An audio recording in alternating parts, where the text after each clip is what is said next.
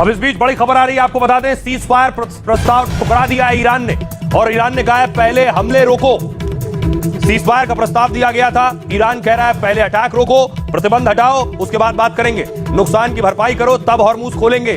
पाक के जरिए अमेरिका को संदेश पहुंचाया है, 10 पॉइंट में सीज फायर की अपनी शर्तें बताई है। जैसा मैंने आपको बताया कि पाकिस्तान सीज फायर का प्रस्ताव लेकर गया था, लेकिन ईरान ने यह प्रस्ताव ठुकरा दी।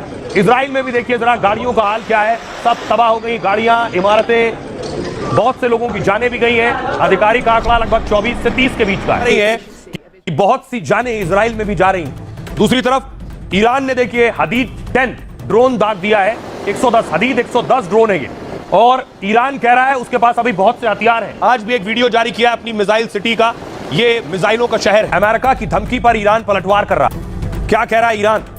ट्रंप किसी भी हाल में ईरान को घुटनों पर लाना चाहते हैं, इसके लिए बौखलाए हुए हैं। ट्रंप गाली देने से भी बाज नहीं आ रहे हैं। ट्रंप ने ईरान को 48 घंटे में डील नहीं तो तबाही की धमकी दी है, लेकिन ईरान ने उल्टा ट्रंप और अमेरिका का मजाक बना दिया। जंग रोकने के लिए तुर्की, मिस्र और पाकिस्तान लगे हुए हैं। युद्ध विराम पर टाइम्स ऑफ इजराइल की रिपोर्ट के मुताबिक पाकिस्तान ने ईरान अमेरिका को सीज फायर का प्रस्ताव सौंपा। इस डील को अस्थायी तौर पर इस्लामाबाद अकॉर्ड नाम दिया गया है। दावा है पाक आर्मी चीफ मुनीर ने पूरी रात दोनों देशों से बात की ताकि कैसे भी करके मिडिल ईस्ट की भीषण जंग रुक जाए, लेकिन ईरान ने पाक के सीज फायर प्रस्ताव को ठुकरा दिया है। ईरान ट्रंप की धमकी के आगे भी झुकने से इनकार कर रहा है। उल्टा मुश्तबा ब्रिगेड ने मिडिल ईस्ट के कई देशों पर हमले बढ़ा दिए।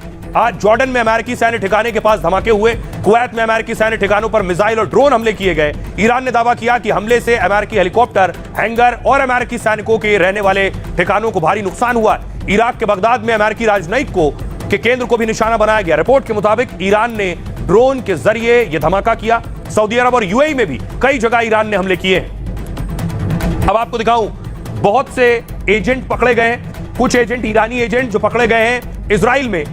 ये तो देख रहे हैं, इजराइल ने ईरानी एजेंट को पकड़ा है, ईरानी जासूस अरेस्ट किया गया है। आइए अब आपको सुनवाता हूं, सुनिए जरा डिफेंस एक्सपर्ट क्या कुछ कह रहे हैं। ईरान आखिर किस तरह का पलटवार करने वाला है अगर अमेरिका कोई बड़ा अटैक करता है? कि वह इंतजार कर रहे हैं कि अमेरिका बूट्स ऑन ग्राउंड भेजे। यानी अब ईरान ने अपनी IRGC जो कि 1,75,000 स्ट्रांग है, अपनी आर्मी, ईरान की आर्मी 6 लाख मजबूत है और 3,500 टैंकों से लैस है। साथ साथ अब ईरान ने अपनी यूथ फोर्स 10 लाख युवाओं को, किशोरों को ज्वाइन कराना शुरू कर लिया है। तो अगर अमेरिका बूट्स ऑन ग्राउंड उतारता है, समझिए, और जैसा उसने इराक में किया था, वैसा ही अगर वो बड़ी तादाद में अपनी फौजों को कूच करवाता है तेहरान की तरफ, तो तेहरान 700 किलोमीटर दूर है।